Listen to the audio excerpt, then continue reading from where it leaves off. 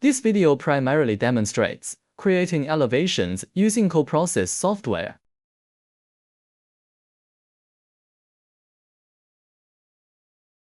Click vector greater than create elevation greater than select.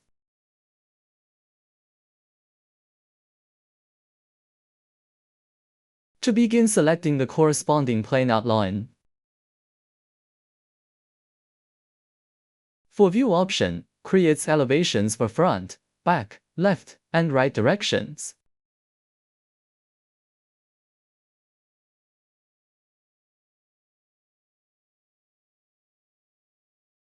Multiple view option, create based on the number of elevations.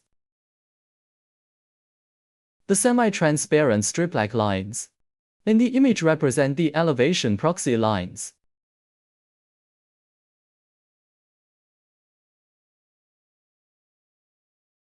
If you wish to re-enter the elevation view after closing it, follow the same steps as creating an elevation.